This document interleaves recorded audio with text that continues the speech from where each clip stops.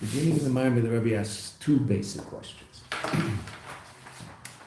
Since there are three miracles in Hanukkah, the war, which ended on the 24th of Kislev, finding the Pach Shemen, which happened on the 25th of Kislev, and then the Shemen continuing to burn, and the first day that happened was the 26th of Kislev.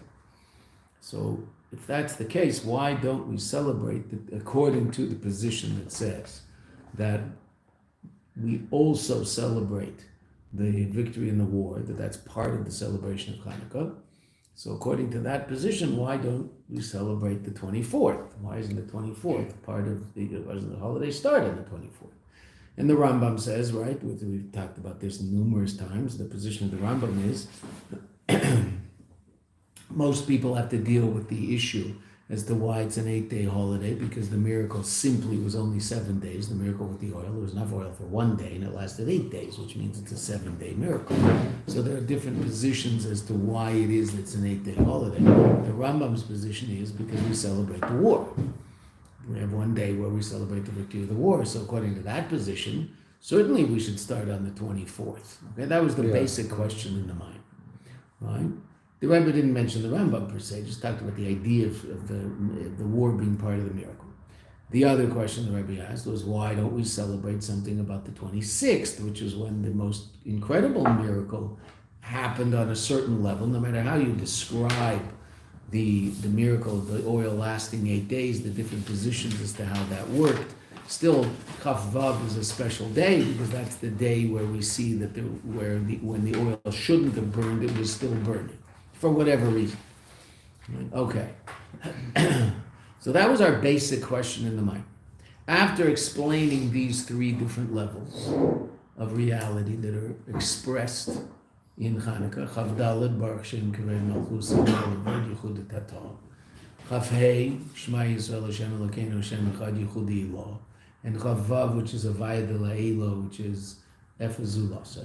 Okay, now those words should mean something, having learned them as much as we've learned them. Okay, and they've been sitting on the board for a while, albeit in red ink, which is harder to read, but that's the way it goes. After explaining that, so then the Rebbe asked the question, right? And that's the question that we tried to get out of you yesterday, and we asked again yesterday, and we started seeing the answer for that question yesterday. What was that question? It was, how is the war also the third level of, or the highest level? Okay, you're fair. In other words, let's state it a slightly different way, but what you said is absolutely true, right?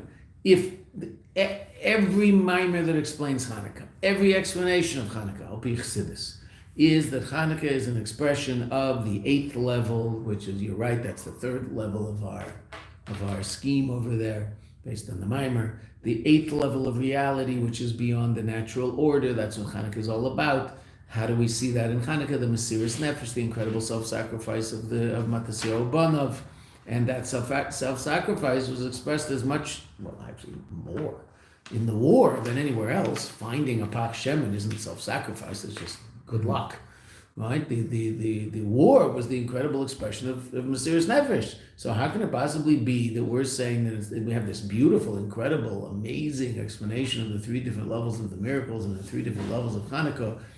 So, but as nice as that is, it doesn't seem to be consistent with our understanding of Hanukkah, that Hanukkah is all about Mesiras Nefesh, all about connecting to the essence of our soul, that level of our connection to godliness that is immutable, and that's ultimately relative to that scheme, the 3rd level.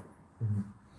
That was the question the Rebbe asked. He doesn't ask it explicitly, actually, it's just there. Right? I mean, he's answering it more than asking it. Okay? So in order to answer that, the Rebbe said as follows. We saw the beginning of the answer yesterday. And we can explain this in a Veata also. Yes, the war was absolutely an expression of the Mesiras Nefesh of the Chashmonaim. There's no question that they had incredible Mesiras Nefesh to go to war, the few against the many, the weak against the strong. That was an expression of their essential connection to a Kadosh Baruch Hu, an expression of that place in them that said, "Azoi v'nit andrish," we cannot in any way, shape, or form distance ourselves from God. This is the way it is, and there is no other way. That place in a Jew, which is the ultimate source of Mesiras Nefesh.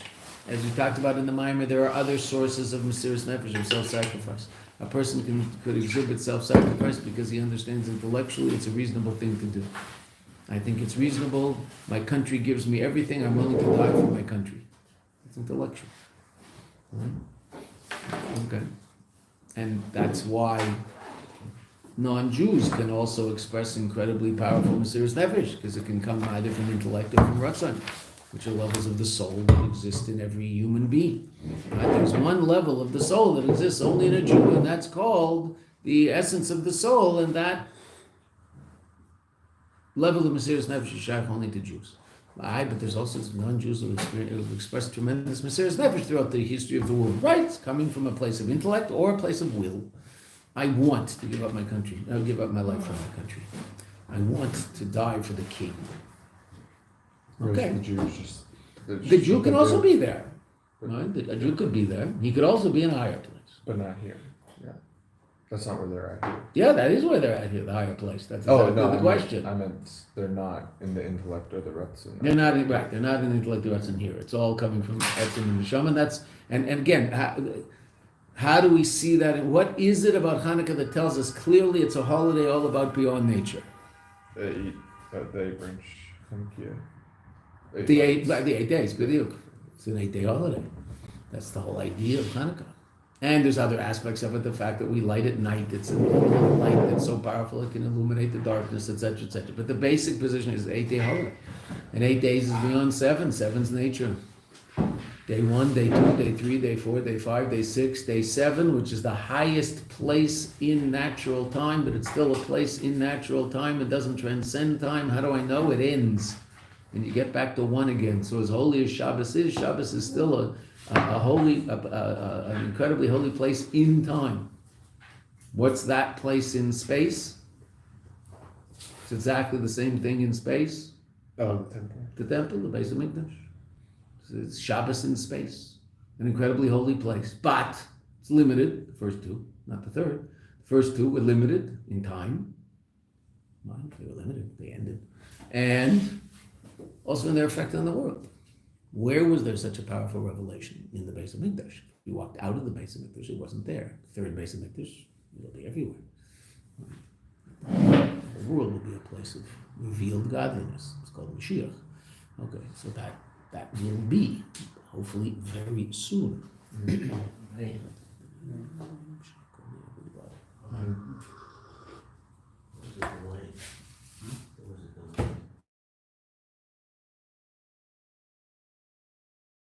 That should have been followed by a l'chaim, but all his coffee, so at least make the book on your coffee. Say l'chaim on your coffee, Doc.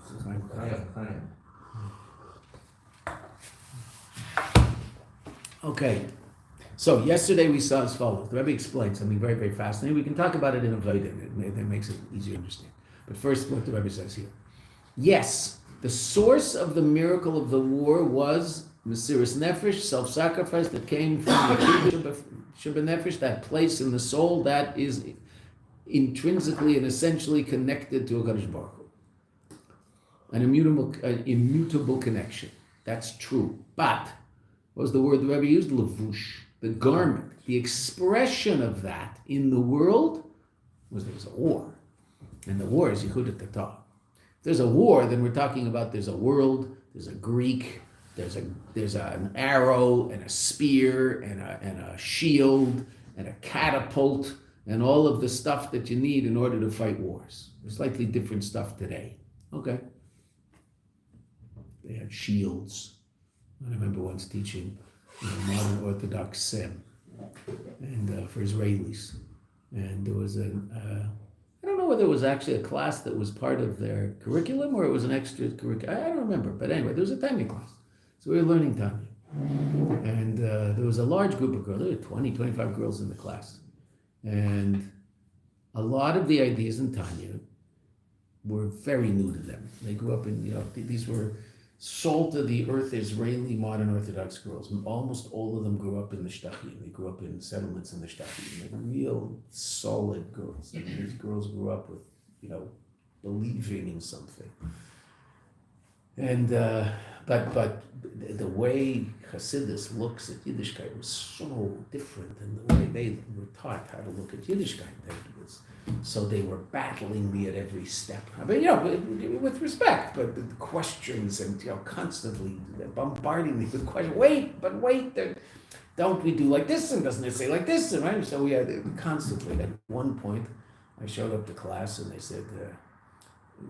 They're all in Hebrew, right? There's all in Hebrew. Of course, it's Kavod Harav, right? Rabbi, we decided to get you a present since we've been very hard on you. I said, well, it hasn't been hard on me. It's been fantastic. I said, I know, but we're asking too many questions. We're much too hard on you, so we got you a present. What had they done? They'd taken some cardboard and covered it with tinfoil. They gave me, it was this big, with a handle. They gave me a shield. So I could hold it up in front of me. They were so cute. It was this big. It was this huge thing with a big handle.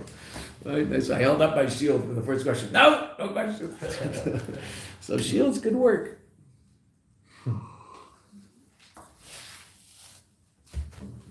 They were so sweet, these girls.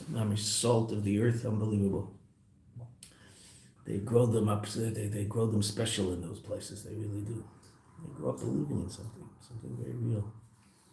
So the lavush, the garment of it, was in Yehuda Tata. So now, what's an expression of that in Veata? Maybe we can understand it more in our life, in Veata. Remember we told that story about the Jew who left Berkeley and he shook a lulav in Berkeley, and then he went to Crown Heights for Simchas Torah and stayed forever. Okay, so now why do we tell that? It's an amazing story, but why do we tell that story? We tell that story because that story is an expression of an explosion of Yechidah Shabbat, right? I mean, this guy shakes a lulav, somehow that touches a place in him that he's willing to I mean, the conversation with Schwartzy also, but the conversation with Schwartzy wasn't much of a conversation. He just told him, if you really want to be high, so go to Crown Heights, stop the drugs you're doing, and go to Crown Heights and dance in Simchas Torah. So he took that seriously, obviously because the lulav must have touched something in him, and he hitchhiked across the country and ended up in Crown Heights on Simchas Torah, and that was it. Simchas Torah by the Rebbe touched a place in him that he obviously didn't know existed, and he's been in Crown Heights since. I asked two friends of mine over Shabbos who lived in Crown Heights one of them a little bit in the Lammeds, the other a little bit in the Mems, and they would know some of the older Balei Tshuva types, but they didn't know who I was talking about. So we had to. Moshe Schwartz is the one to ask. Schwartz's son was a shaliach in Boston, whose married son, comes around here all the time. And every time there's a Farbrengen, I see him. So ask someone if Schwartz is around. So Moshe would know. I would assume he would know. His father must have told him this story. So that Jew, what happened? There was a certain revelation of what you and I would call Etzem Nefesh, meaning he somehow became aware of this very, very powerful connection to a Kadosh Baruch Hu that he has, right? And very much so those of the Jewish people who run into Lubavitch first in their journey in Yiddishkeit, or not Dafka first, but that's who they spend most of their time with. What will they learn about a lot? The essential connection of the Jew to Kadosh Baruch Hu. They might not be keeping Shabbos yet, they might not be eating kosher food yet, but they know that a Jew has, at least intellectually, they've heard the fact that a Jew has an essential connection to Kadosh Baruch Hu. That's what a Jew is. A Jew is this incredibly godly thing walking around in a body. Okay, fine. Now, once that starts to resonate a little more in a person's conscious reality, and they decide, perhaps, maybe I'm going to act on that. So what happens? They have no Nefesh Bahamis. No, I would think that's not true. Do they have a battle with their Yetzer Hara? Absolutely. No question. Even that Jew who made it all the way to the Rebbe for Simchas Torah and then decided to stay in Crown Heights. Okay, so the next day, he decides, okay, I'm in. What do I do? Teach me what to do. So I would assume what was one of the first things that happened to this guy the day after Simchas Torah. what happened to him. And you know. And if I have to say it, you go, oh yeah. But you can probably also figure. What's one of the first things that happened to this Jew the morning after Simchas Torah? Someone put tefillin on him, right? That's what happened, right? He was in Crown Heights. And he probably got in touch with someone and said, this is really quite astounding. What's going on around here, and what's happening, and what's all this energy, man? And hey, man, I really want to want to connect to the energy, man. I mean, it's really incredible, man. It's heavy, man. It's like, wow, man. Okay, so I'm sure he was doing all this, and probably someone put tefillin on him. Okay, and then probably at some point, lav dafka the day after Simchas Torah, because everybody's pretty tired. It's 2 days of Simchas Torah, and it's a non-stop action. So, but he put on tefillin, and maybe someone sat and learned with him that day, and at some point he probably ended up in Hadar Torah with Rabbi Jacobson, and ended up learning Torah. Okay. And slowly but surely he's progressing in this whole process. Now, in the beginning of the process, obviously there's a Nefesh Bahamis there, right? What's his Nefesh Bahamis telling him? Again. Okay, could be that, right? What are you doing here? Are you crazy? Right? And the other half of him is doing, oh, no, it's like, no, forget it. You leave me alone. This is amazing, etc. Okay. He comes to a point where he actually makes a decision, and this might be a ways down the line, that he now defines himself as a religious Jew, so to speak. Okay. That means he's going to daven Shachris Mincha Marav every day. That means he's only going to eat kosher food. He's going to keep Shabbos.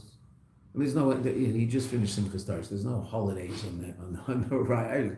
There's Chassidus holidays. There's Hanukkah, etc. But Pesach is a long way away, right? So in terms of Malocha, so he's only got Shabbos for quite a while, right? Okay, so he's going to keep Shabbos, and he makes that decision, right? And that decision ultimately, probably in his head. That decision, there's still a connection consciously, he thinks, and this, I would imagine, I don't know him, I'm just saying we can imagine this happening. If it didn't happen to him, it happened to someone else. That he's relating to this as an expression of his essential connection to God. Right? Because, that was awoken in him, and he's hanging around at Grand Heights. Someone talked to him about that, right? And he's aware of that. Okay. So he's very, very aware that most of the stuff that he's doing right now is an expression of the fact, and he's trying to express this, that he's essentially connected to HaKadosh Baruch Hu, and he's just expressing that in his everyday activity, and he's finding that very exciting and amazing and incredible. Does he still have a Yetzer Hara? Of course he has a Yetzer Hara. Right? So in other words, where is this essential connection to HaKadosh Baruch Hu playing out in there? Which level? The third. The third. Yeah? This guy has no Yetzer Hara. It's all Elokus. That's all he experiences. He doesn't experience anything but godliness. No, I thought you said where's his essential connection? No. Where's it playing out? I said, where's this playing out? How's this expressing itself? First level. First level. It's all expressing itself in the first level. Halavai reached the level of Yehuda Tata, the level where basically everything he does in this world is solely connected to his service of God. He's not holding there at all. Right? He'd like to be holding there, but he's not holding there yet. That point so here we're talking about this case of the so-called Bal Tshuva, right? So so-called, the Rebbe always talked about late beginners, not Balei Tshuva. Okay, so the world calls them Balei Tshuva. Okay, so the Bal Tshuva, at a certain point in his Bal Tshuva process, he comes to the conclusion, I'm frum. It's no longer a process becoming frum, he's now frum, and now the process is going to be really expressing that, like the way he realizes it's supposed to be, as opposed to making this decision, should I or should I not? Right? I don't want to be personal and talk about myself, but I do just remember in a specific moment in my life that made it clear to me that I guess I'm serious about this stuff. It was this time of year. It was a very cold night. Lived in a house with no heat, because that's just what there was in those days. And in Yerushalayim, there was no one had heat. If you had heat, you had this little kerosene burner that stunk so much that you couldn't keep it on for very long. There were these tricks. You would like hang orange peels on it, so that for a while it would smell like orange peel. But it was, you certainly couldn't sleep with it. You'd wake up with a terrible headache, smelling kerosene all night. So what? You put orange peels? Or We've had to in our room a couple times. There's here? There's a drain problem. there's a drain pump, so it smells like I was like squeezing oranges all around and rubbing orange peels. Couldn't imagine one of these kerosene things. I mean, these things were really quite something. But so the room was freezing cold. It was like, when you got up in the morning, you put your foot on the ground, so it was like your tongue to a popsicle. You were wondering whether or not it was going to stick to the floor. It was a beautiful place. It cost $200 a month, 3 bedrooms. Wow. Each of us had a bedroom, and the ceilings were about 16, 17 feet tall, beautiful tiled floors. Amazing place. Right across the street from the Yeshiva where I was living. And so I got into bed, and it used to take about 10 minutes in bed before you were warm because it was just freezing getting under the covers. But after a while, you'd warm it up, and then, it's fantastic. And that was the only time all day that you weren't cold. That your toes weren't cold and your hands, you were like rubbing your hands, putting them in your pocket. I mean, in base medrash, people would wear ski hats and scarves. I mean, that was just the way it was in this country until not so long ago. I mean, how long's Bibi been here? Right? Basically, him who changed everything. So this is the way it was. So you'd wear 2 pairs of socks, and everybody'd be wearing like this because your feet were always cold. The only time you were warm was under the covers. I remember being under the covers, finally getting warm, and I didn't daven Marv. Oh no! Right? Now, this was about 2 or 3 months into the process.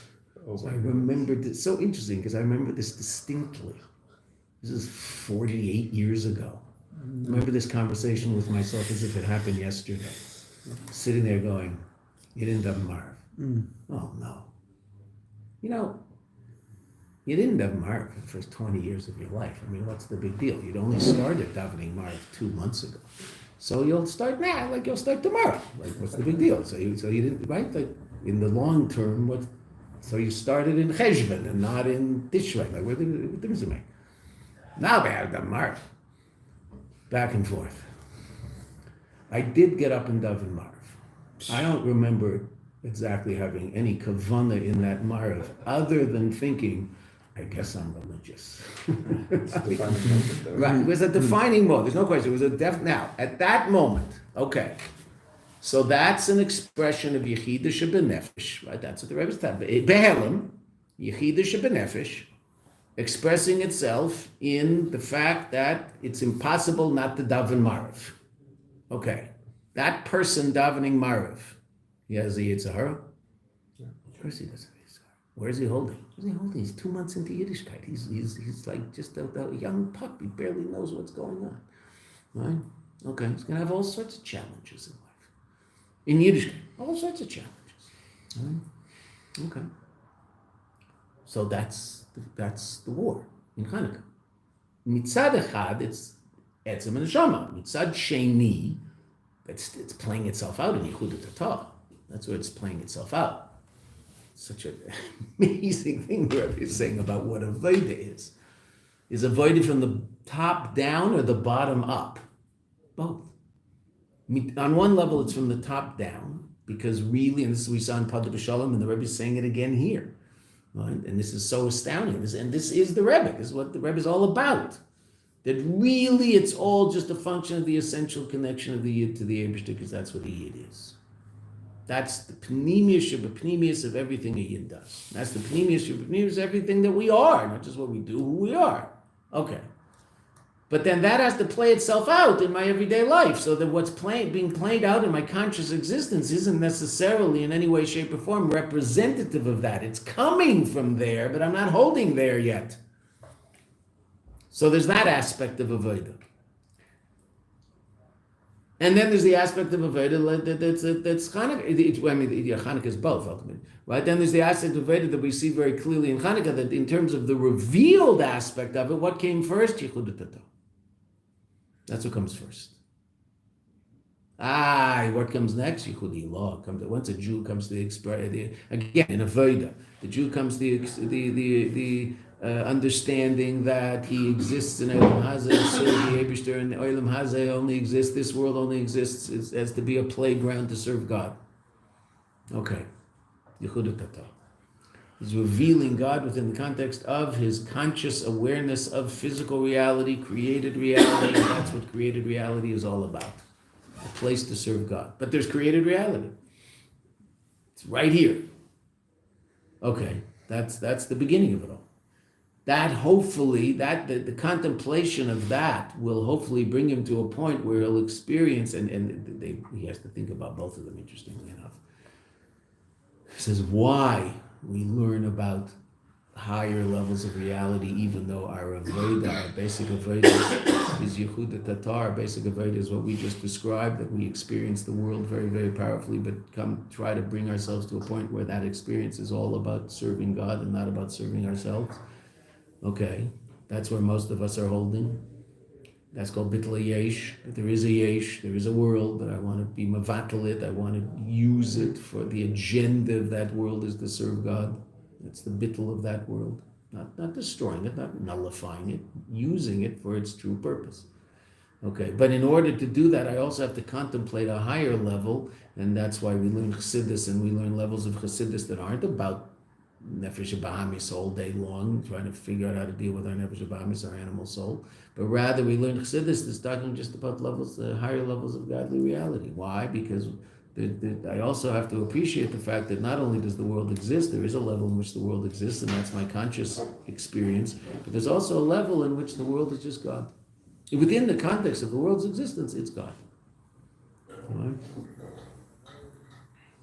All is God, and God is all. Right? If I define Chassidus in 6 words, so those are the 6 words, right? In Yiddish.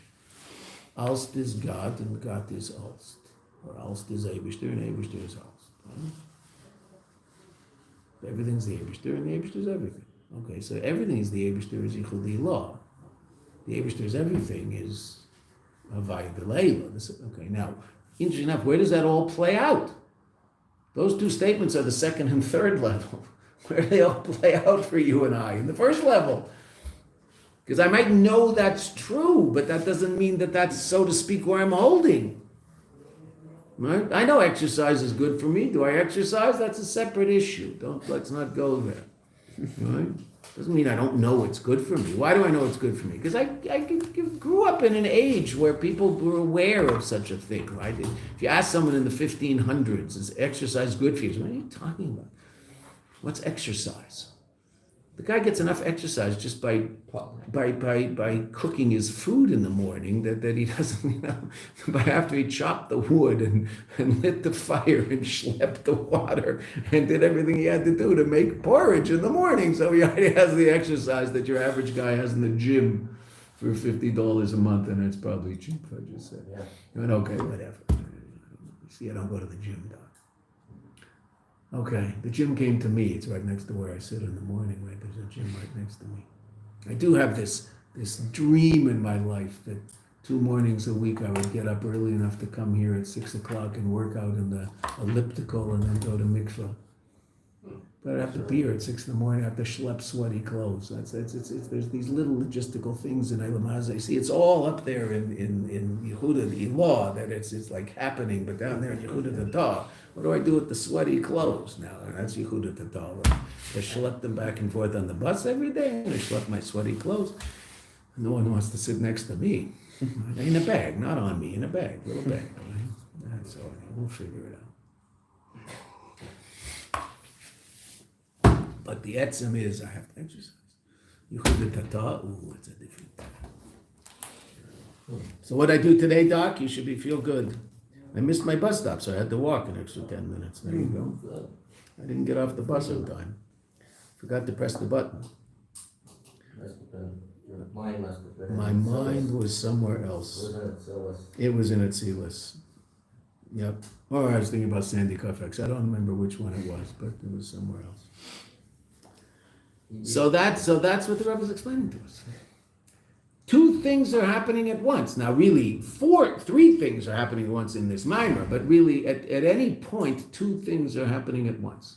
There's the essential expression, which is the source of it all, the essential reality, which is the source of it all, and then there's the expression of it. So in you and I, how does that work? There's the essential connection to the Eibishter, okay, and that's true in every single one of us, and every single one of us knows that, and if I didn't know it before, well, I know it now. So how does that play itself out in my everyday life? It doesn't play itself out through unbelievable Mesiras Nefesh moment by moment. I wish it did. There are people like that. They're called Rav Mendel and people like that. A Mesiras Nefesh Dike Yid, we discussed in Pada B'Shalom. But how does it express itself in most of us? Yehudat Torah, a battle with the Nefesh Bahamis that's ongoing. It doesn't end. And if we win one day, that doesn't mean we're not going to have to fight the next day, right? I mean, as we said about we talked about that yesterday in terms of the Greek. You beat the Greeks today, okay? Where are they? They're still around. It's not like the Greek Empire fell apart. They're still around. Could they send more troops to Eretz Yisrael and fight again? They could. It's not they didn't for a little while, but then someone else came, right? The Romans came after. The Greeks didn't, but the Romans came and destroyed the second Beis Hamikdash, however long it was after Hanukkah, right? 100 plus years, right? The Romans came, who were just, Greeks without any class. So took the Greeks and turned them into, took them from intellect into grobkeit. Took them from intellectuals into engineers, right? I mean, not that engineers are grub. From philosophers to bridge builders. And we got very into the bridge building. We were like blown away by wow, they build aqueducts. Psh, they must have something we don't have. Wow, look at that bridge they built. Wow, there's something else. We can't do that with Torah. There must be something they have that we don't have. Wow, look at those bridges. Look at those aqueducts. Unbelievable. Give me a toga. I want to be a Roman. That's what happened to most of the Jews, right? And we got into the Greeks, right? We're taken by the Greeks and their intellectual sophistication and their physical grubness, which we were very into, and we were taken by the Romans. Been taken by most cultures that we found ourselves in. Interesting enough, not. It is certain. I mean, the culture in Eastern Europe never seems to have really taken the Jews. Right? Western Europe can. German Jews fell like a rock to German culture. The Polish. I mean, it makes sense, right? Polish Jews, even Russian Jews. As much as Russia, we make fun of Russia, but Russia did have a very fairly sophisticated culture. There was that strata of Russian culture that was pretty sophisticated, etc., etc. The Jews in Russia didn't fall for that. Jews in Russia were very, very, very, very frum until they were just beaten to a pulp by the communists. Jews in Russia tend to be extremely frum, right? They stayed frum. Where they fell apart was Germany, France. Western Europe did a job on the Jews, which is really Greek culture, interesting enough. Eastern Europe, the Jews stayed from in Eastern. I mean, who wanted to be a Pole, right? Like, what exactly was so enchanting about Polish culture that the Jews would say, I want to be a Pole instead of a Jew? They didn't go for that. Or being Hungary, by the time of the Second World War, yes. Took longer, though. Took a lot longer. In Hungary and Eastern Europe, it was a different thing. The only taiva, it seems, just when you read the history of it all, written by from Jews describing life back then, not by the historian who doesn't understand what Yiddishkeit is. You have to read the history written by the Frierdiker Rebbe and people like that. It seems the one taiva in Olam Hazeh that seems to have affected the Yidden in Eastern Europe, if they had a taiva in Olam Hazeh, what were we going to do? Eat more potatoes? I mean, there wasn't a lot. No, seriously, it wasn't like you could take a piece of plastic and end up on a beach in the Bahamas. I mean, those taivas weren't there. So they had taivas in Olam Hazeh. So what was their taiva in Olam Hazeh? seemed to be expressed in drinking more than anything else. They did drink liquor. If they had a taiva in Elam Hazak. Because I mean, what other taiva was there? How could you express it? It's very interesting. I mean, there wasn't much to do. It's probably the way they kept warm on Shabbos too. Like we were talking about that yesterday. Yeah, could be. It's interesting how it keeps you warm, but it actually helps you freeze to death. Yeah. Because it pushes your veins to the surface and you die of exposure. But yes, you feel warm. But it's all playing out on these. It's playing. The Rebbe is saying something astounding in this mimer, that it's playing out on three levels simultaneously, but mostly for most of us on two levels. There's the level of etzem, our essential connection, which we're aware of and is real and is ultimately powering everything we do. But where is that? Where is it actually expressing itself, and where is it playing itself out? In the war. Playing itself out in the battle that every single one of us has with our nefesh Bahamis to somehow maintain an appreciation of Elokus, even though the powers of physical reality are very, very, very strong and real and noisy in our lives. And especially in our generation, because the physicality is just, I mean, it's beyond belief, the options out there for physical expression. Like, no generation ever had that trial. Now, that doesn't mean that we also don't have more of the positive to combat it. No generation ever had as many books on the shelf as us. Mm-hmm. The ammunition we have against that is beyond belief. Man, a Chassidus on the shelf is just crazy. You want to learn a page of Gemara? Well, you don't know how to do that so well. Okay, so open a part scroll. It'll help you. Well, the ability to learn Torah today is beyond anything that's ever been. I ran into someone in the mikveh today who I hadn't seen. He's a little bit older than our oldest kids. Right? His father's a friend of mine an acquaintance in the neighborhood. So he grew up in the neighborhood, and he's in his mid-40s. Saw him in the mikveh today for the first time in ages. We always just see each other in business and smile, say hello, how you doing? I hadn't seen him for ages. So I was on my way. He was getting dressed. I was on my way into the mikveh, so it was not exactly a time for a long conversation. But I just said, I should say a shechianu if I could, but I can't. He said, where are you? I haven't seen you for ages. So he said, he's in Houston, Texas. I said, well, wow, Houston, what are you doing in Houston, Texas? So the guy standing next to him, both Litvisher guys, he said, he's a Lubavitcher. I said, what are you doing over there? He's running a kollel in Houston, Texas. He went to Houston to teach Torah to some people. So, wow, amazing, incredible. So, why did I bring that up? I don't know. So there's this guy out there, Houston, Texas. I don't know. Why did it just come out of my mouth? I don't know. I apologize. I don't know why I told you that story. It had some relevance to what we were talking about before, but I have no idea what it is. But anyway, he's out there in Houston, Texas, doing good stuff. Baruch Hashem. Okay.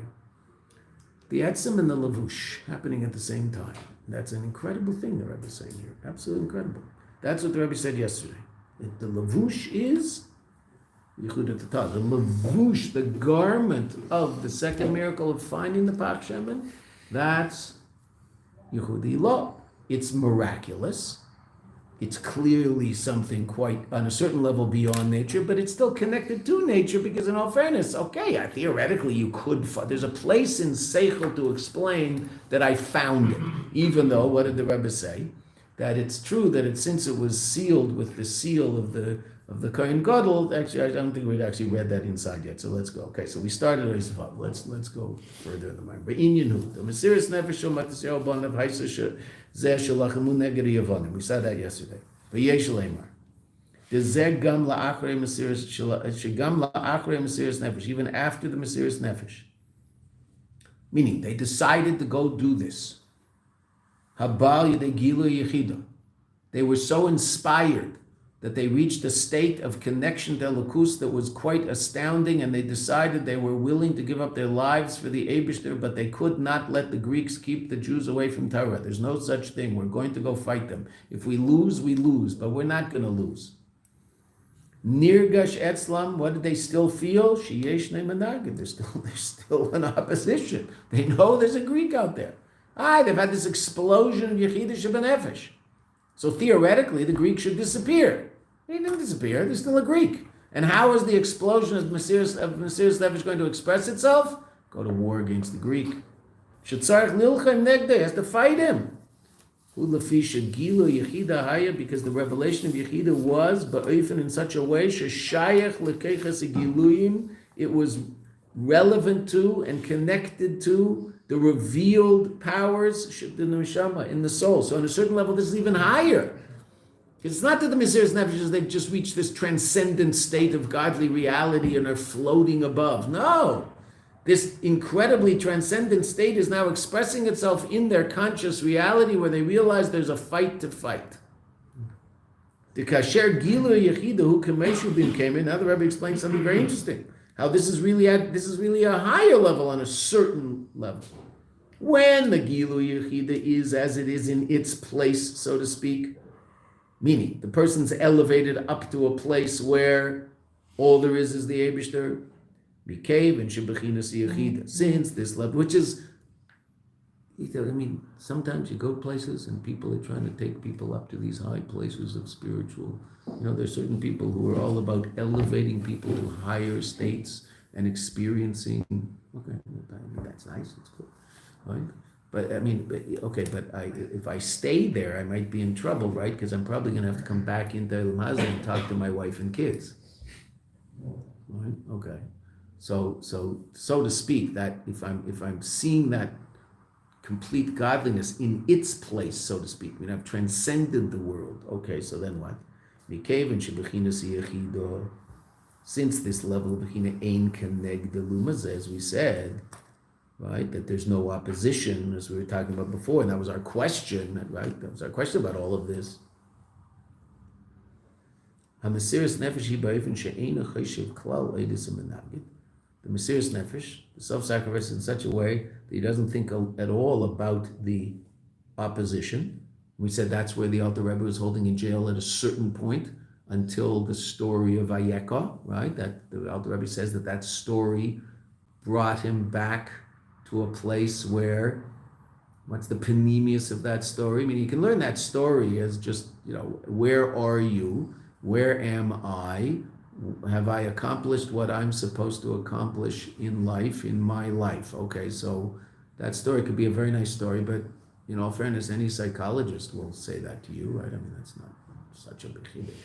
That's not what the Alter Rebbe said, right? That's not how, what do you say? What does God want from you?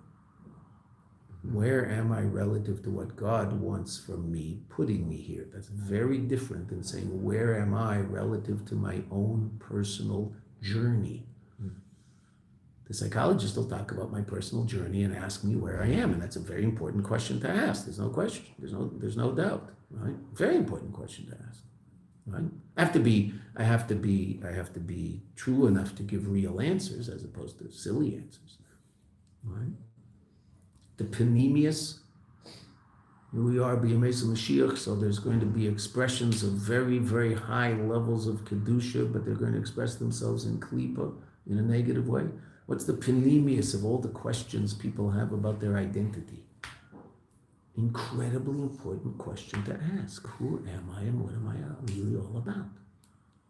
Now, these questions, unfortunately, will be asked only in a physical context, so they're not going to get anybody anywhere. Even if they give the right answer. I was born a male, so I'm male. Or they give what, I think most people would say is the wrong answer. I was born a male, but I'm really a female. I think that's probably not healthy. Okay, Beseder. But the question's a great question. Everybody should be asking that question. Who am I? What am I about? Okay, but relative to God, not relative to me. The question's Ayeka. Who are you? Identify yourself. Great question. Kol hakavod. Personally, you don't have to agree with me, but personally, I think the answers they're giving are off the wall. Mm-hmm. Okay, but the question's a great question that everybody should be asking. Is there a place where those two can intertwine? Like your personal, who am I aligns with who, that's the avoid of Yehuda Tata. There's a me, and I have to align it with God. Okay, but I would like to transcend that. But yeah, that's Yehuda Tata, and that's what most of us are holding. 100%. There's a me, but I want that me to be connected to what's real and what's true and what's good and what's healthy. 100%. Bayeka is a great question. Who am I? But again, the way the Alter Rebbe answered wasn't the way the psychologist is going. Not that the psychologist is a bad guy, right? But he's not going to ask the question the way the Alter Rebbe asked the question. So we have to appreciate that the Alter Rebbe asked the question a different way. What does the Eibishter want from me down here? So the Alter Rebbe is up in that place where, so to speak, he's experiencing Yehuda Shebenefesh in its place. There's no world, there's no Russians, and there's no cell, and he's just contemplating godliness there in this way that's absolutely astounding. And he's close to Klois Nefesh. He said he was close to just leaving the world, because he's not limited in any way, shape, or form by the fact that he's in this cell and these Russians are annoying him. It doesn't affect him. Because there's no Russians, there's no cell, there's just the Eibishter. That's where the Alter Rebbe lives. Oh. So he was in that place so powerfully that he taught, this is what he said, right? That he was ready to basically leave the world. Then when the minister asked him that question, so he was reminded, wait a minute, this isn't what the Eibishter wants from me. The Eibishter doesn't want me to die in here and just disappear. I assume the Eibishter wants me to go out of here and do more in his world. Oh, okay. So in other words, I really want it to express itself down here. Because in its place, he doesn't think at all about the menagid, about the opposition. There is no opposition. V'zeh shemasiris nefesh, last line. That was the masiris nefesh of Matas Yobanov. That their masiris nefesh Haisa was in such a way, ba'oifin shelachamu neged menagdim, that they fought the opposition. Ulefisha gilu yechida, because their revelation of yechida, haya ba'oifin, was in such a way, kamesha shaykh lekeches gilim, as it was relevant to the revealed powers of their soul. Now we had read this line because we had also done footnote 31. Aloi vecha, they were, once this was revealed, there was an oyev, there's an enemy, but they're on top of the enemy.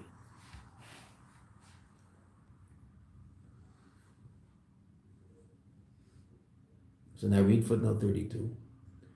Nevertheless, yesh ma'ila, there's an advantage by Mesiras Nefesh Beifin Zeh in this way. Kial Yedei Zeh, Dafka, through this specifically, Nasa Bittel Menagid, there's a doing away with the Menagid, Kemeshu Hubin Keme, as the Menagid is in his place. Meaning, there's a way in which I can connect to the Eibishter by completely transcending the world. Have nothing to do with the world. Complete transcendence. And that might be important from time to time, right? I mean, there's something called Shabbos, where we don't really deal with the world. There's something called Yom Tov, something called Hashanah, Yom Kippur, where we experience certain transcendence of the world. The world isn't really, our worldly affairs are not really part of our avodah those days. Shabbos, your business has nothing to do with your avodah on Shabbos. Right? Otherwise, you've transcended your business. You haven't transcended your wife and your kids, right? But you've transcended your business. It has nothing to do with what's going on today. Absolutely nothing. Okay. Rosh Hashanah, Yom Kippur, right? Well, Yom Kippur, you're probably going to see your kids who are in shul with you, and you're going to help them daven, and they're going to be part of it. But you're probably going to say few words to your wife the whole day. Not that you don't like her, it's just that's not what you're doing, that's not what she's doing. Not that you're not married, but how much time do you spend with your wife on Yom Kippur? Very little. You don't go home and eat lunch. Rosh Hashanah, you're going home to eat lunch. Rosh Hashanah, Yom Kippur, you're not going home to eat lunch. There's a break, maybe, during the break in shul, so you go outside to get some fresh air, and your wife is also standing outside, so you say hello. So that's not where you are in Yom Kippur. Not that that's not a good place to be, but you're sort of in a different place. She's also in a different place. Don't worry. It's not just you, nasty man. Right? She's also in a different place. Right? Now, she probably has more responsibility for the first 20 years of your marriage because she's going to be more responsible for the little kids. But the point will come where she doesn't have to worry about that, and she can sit and daven on Yom Kippur just like you. Okay? She's not going to be thinking about you.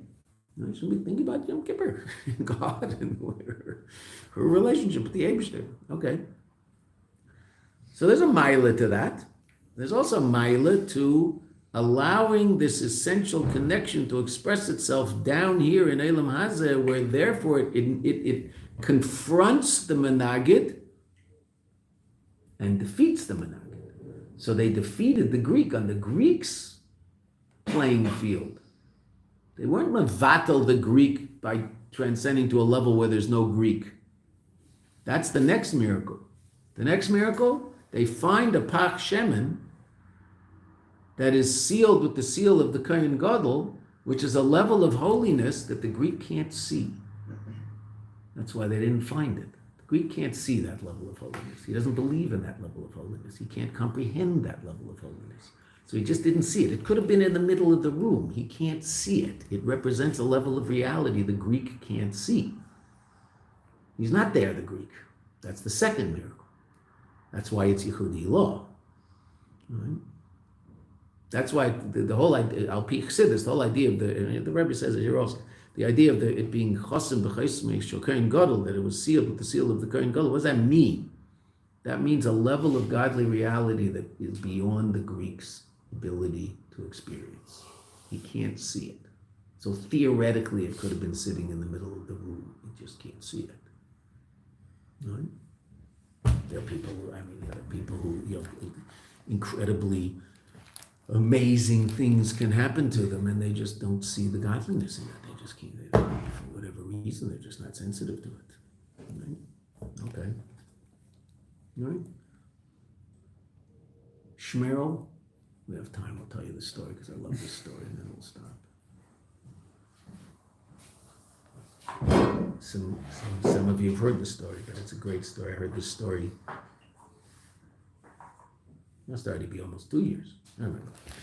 Before Shulas, must be a couple of years ago, because I just remember telling the story a lot, because certain stories you hear and they capture you. There was a guy, there were a couple of Hasidim of Rav Melech of Lezhansk. They lived in a certain village in Poland, and Rav Melech had been gone for 80 years. So they had never seen Rav Melech. So they heard that, and they hadn't even met anybody who'd seen Rav Melech, because he had to be pretty old to be someone who remembered distinctly seeing Rav Melech as an adult. So they heard that 2 villages down, there was a wagon driver named Shmerel who had seen Rav Melech. So they were very excited. So they put on their Shabbos clothes and they got in a wagon and they drove to this town and they looked for Shmerel. So they got to town and said, "Where's Shmerel, the wagon driver?" They said, "Where's Shmerel? He's retired." They said, "We don't need a wagon. We're in a wagon. We don't need a wagon driver. We just want to talk to Shmerel." Okay. So he lives over there. So they go to the house and they knock on the door of Shmerel's simple little house. And Mrs. Shmerel answers the door, and then they say, "We want Shmerel." I say, "Shmerel, what do you want from Shmerel? Shmerel, it doesn't work anymore. Shmerel doesn't drive wagons anymore. He's an old man." He said, I know. We just want to talk to Shmerel. What do you want to talk to Shmerel about? It doesn't matter. We just want to talk to him. So she finally, if this were for Brengan, I could go for the next 10 minutes about how long it took her to convince Shmerel, but I'm not going to do that. All right, so because we have 3 minutes to tell the story. There's no food and there's no mashka, so stories are much faster this way. So they end up talking to Shmerel. They say, "Shmerel, we hear you're 100 years old." He said, "That's not true." Oh, I'm a little disappointed. He said, "I'm 110. 110? My gosh. So you were a wagon driver all these years. How long have you been a wagon driver?" So Shmerel said, "Well, I was kicked out of Cheder when I was 12. Kicked out of Cheder for the last time," I think is what he said, "when I was 12. Okay. So you started driving a wagon almost 100 years ago." He said, "Yeah." I said, "Wow. Okay. So did you ever go to Lezhansk?" He said, "I went to Lezhansk all the time. Used to take people to Lezhansk, to the Rebbe for Shabbos all the time." I said, "Well, so you saw Rav Melech?" He said, "No, I never saw Rav Melech." I said, "What do you mean? You were in Lezhansk all the time and you never saw Rav Melech?" He said, "No, I never saw Rav Melech. I used to take people to Lezhansk. I dropped them off in the center of town, and I had a place where I used to stay that was, Rochester and East New York over there, far away from 770, and that's where I stayed." So, "You never saw Rav Melech?" "No, not even once." He said, "Once I did." "Oh, no, okay, what was the once? What happened?" He He said, well, once, Mitzvah Shabbos, I got up. I used to go every Mitzvah Shabbos out to the barn, and I'd check on my horse and check on my wagon and oil the wheels and groom the horse so that Sunday morning, first thing, I could take the people back to where they had to get. So I went out to take care of my horse and my wagon. There was no horse and no wagon. They were stolen. So I screamed, and people came. I said, well, Shmerel, what's wrong? I said, my horse, my wagon, they're gone. I said, oh, my goodness. How am I going to find them? They said, well, why don't you go ask Rav Melech? Maybe Rav Melech can help you. So they told me I should go to Rav Melech. So I went.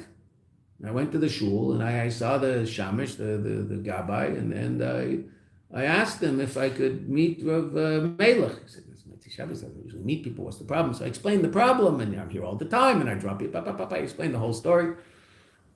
So he said, I'll ask Rav Melech if you can come in. So he came back, he said, Rav Melech, I'll see you. So I went into Rav Melech, Shmerel says. So I said, no, what happened? So he said, well, I told Rav Melech the whole story, where I was, and what happened, and there's no horse, and there's no wagon, etc. So Rav Melech put his head in his hands, and he thought, and he picked up his head, and he told me, if you go to such and such a house, over there, if you go around the back of the house, I think you'll probably find your horse and your wagon. So they said, no. So what happened? So I went to the house. And I went around the back. And what happened when you went around the back? What did you see? There's my horse and my wagon. Wow! Unbelievable. What did you think? So he said, I'll tell you. I don't think Melech stole them.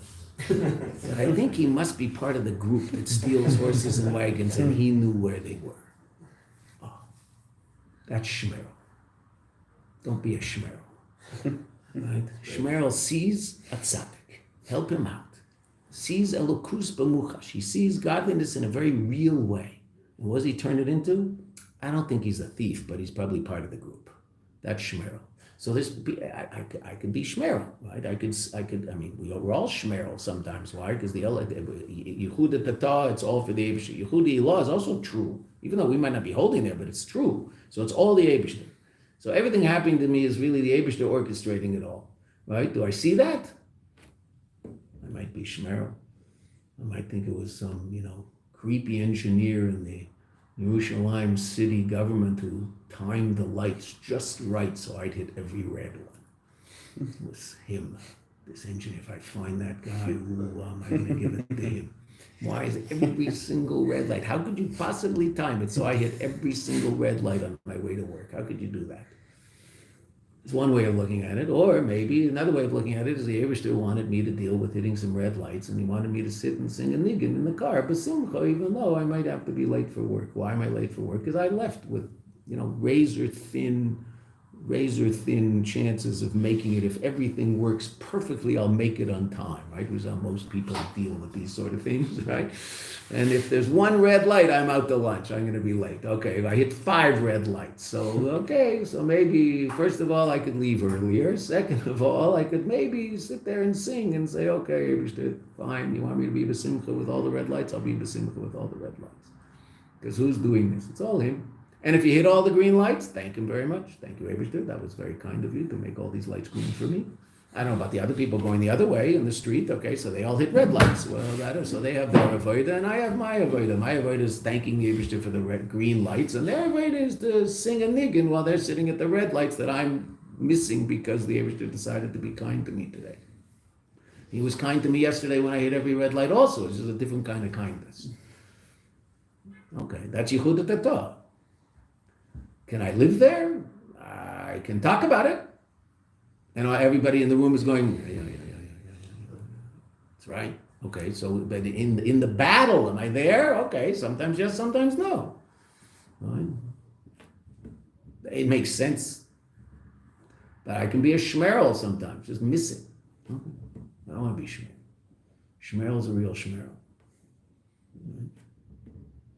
He's not a barrel. Barrel's a little higher than shmerel. Okay, so let's go by. We'll see. We're almost near the end of the mind right now. We'll go by. We'll see the end of the answer. But then the answer to this question, but then of course we still have to answer our original question. So why are we celebrating Chafei? Why are we celebrating Chaf Dalet? That's coming right away.